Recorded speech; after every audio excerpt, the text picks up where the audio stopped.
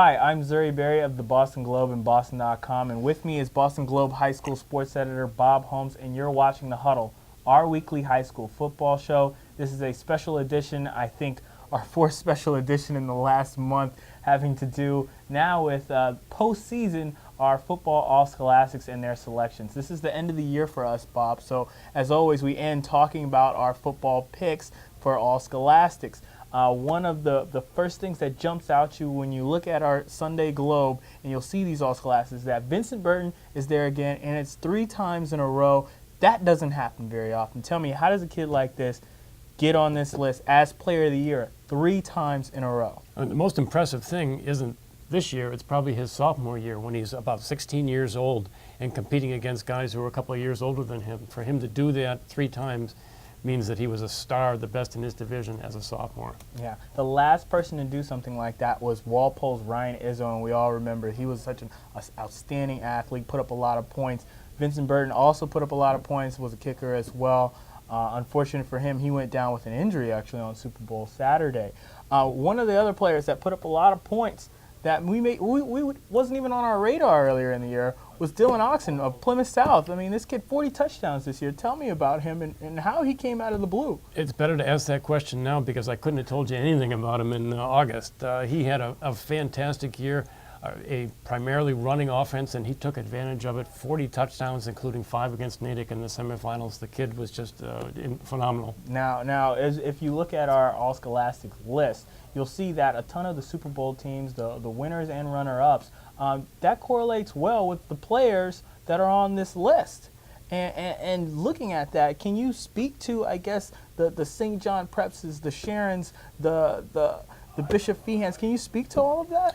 Yeah, you know, when you're listing some of those teams, you're listing not only the best players, but you're talking about some of the best defensive teams that there were this year. I mean, St. John's Prep shut out Andover in the semifinals. Did we ever see that coming? No. Sharon had a fantastic defense this year that led them to the Super Bowl title. You mentioned Bishop Feehan, Reading, all the top teams, you know, the cliche of defense wins championships. It was certainly true this year. I'm glad that you bring up defense. One of the biggest issues that we always seem to have is identifying the defensive players and the linemen that are so amazing that are not only doing well at this level, but are going to move on to the next level and play on Saturdays.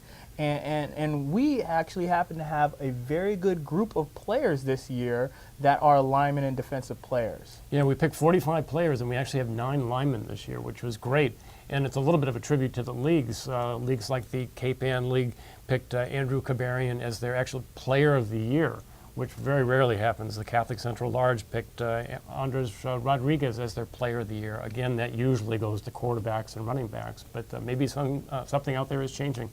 Now, the end of this season, obviously, the end of the year for us, it's also marking the end of this playoff format, and that's such a huge deal. We will no longer have 19 Super Bowls.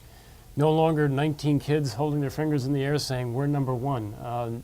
Next year, 6 divisions, 6 Super Bowls, all at Gillette. No more Bentley, no more Curry, no more Westfield State, Fitchburg State, all in one place. Season will end roughly at Halloween. It's going to be a dramatically different system, and I'm looking forward to it. And one of the things I think we talked about before was that because we're removing the A's, the 1A's, the 2A's, the 3A's, the 4A's, that a person like Vincent Burton, who put up 3 in a row Player of the Years, that may be more difficult than ever now. Yeah, he'll hold the 4A record forever. Well, there you go. Well, you can catch all these stories and more on boston.com/schools, as well as Sunday in the Boston Globe. I'm Zuri, he's Bob. We'll catch you next year where we'll be talking 2013 football.